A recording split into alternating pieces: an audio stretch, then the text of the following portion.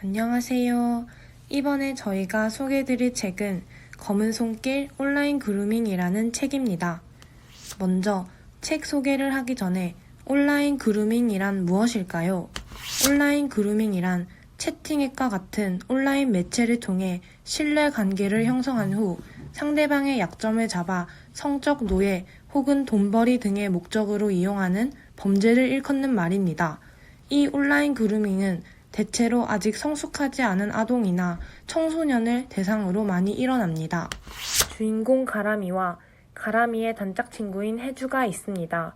혜주는 인스타그램을 자주 하는데 SNS를 통해 동화 오빠라는 사람과 만나게 됩니다. 이 동화 오빠는 S대 출신의 아주 잘생긴 외모를 가진 사람이었습니다. 혜주는 이 동화 오빠와 썸을 타다가 결국 사귀게 됩니다. 그런데 어느 날 혜주가 교통사고를 당하게 되어 학교에 오지 않게 됩니다. 가람이는 이 소식을 듣고 혜주가 입원해 있는 병원에 찾아가게 됩니다.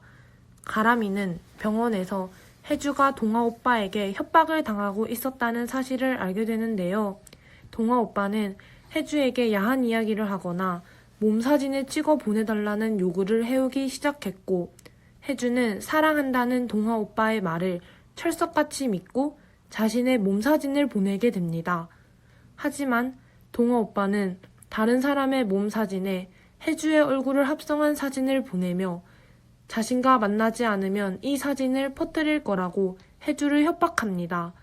혜주는 이 사진을 받고 너무 놀라 쓰러지는 바람에 사고가 난 것이었습니다.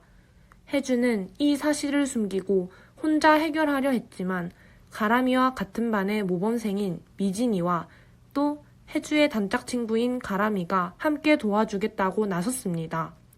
혜주와 사이가 좋지 않은 예린이라는 친구가 있는데 이 친구도 인스타그램을 통해 사귄 남자친구가 있었습니다.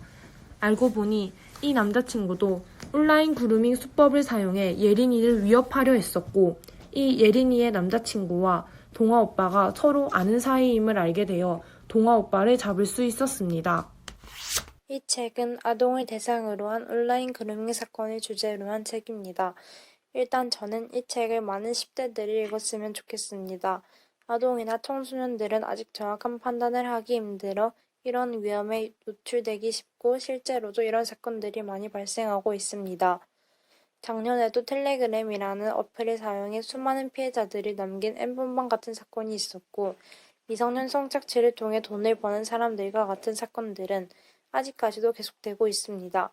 심지어 얼굴을 합성하는 딥페이크라는 기술도 생겨나와 이와 관련된 범죄도 더욱 증가하고 있습니다. 디지털 성범죄 피해자들은 가해자와 친밀한 관계를 가지는 그루밍 상태가 이어지면서 자신도 모르는 사이 피해자가 되게 됩니다. 피해자들은 친밀한 관계나 약점을 진 가해자들을 쉽게 신고하지 못하게 됩니다. 책에서 혜주는 온라인 성범죄를 당하고 나서 주변에 도움을 청하지 않고 침묵을 합니다. 혜주는 왜 주변 사람들에게 도움을 요청하지 않고 침묵을 했을까요? 간단하게 말하자면 그냥 부모님이나 주변 어른들, 친구들에게 도움을 요청하면 되는 일입니다. 하지만 우리가 혜주와 같은 일을 당했다고 생각을 해봅시다. 자신의 딥페이크 사진이 인터넷상에 걷잡을 수 없이 퍼졌다면 이 사실을 주변 사람들에게 쉽게 이야기를 꺼낼 수 없을 것입니다. 더불어 사람들의 따가운 시선도 느껴지겠지요. 이에 대한 두려움 때문에 혜주는 주변 친구들에게 말을 못다 한 것입니다. 이런 혜주 같은 피해자들은 실제로도 많이 존재하고 있고 혜주처럼 이를 묻어가려고 할 것입니다. 책에서 동화 오빠가 경찰에 잡혔긴 했지만 정확히 어떤 처벌을 받았는지는 확인할 수 없었습니다. 이러한 부분을 보고 현실에서도 여러 성범죄 사건들에 비해 가벼운 처벌을 받는 상황들이 생각이 났습니다.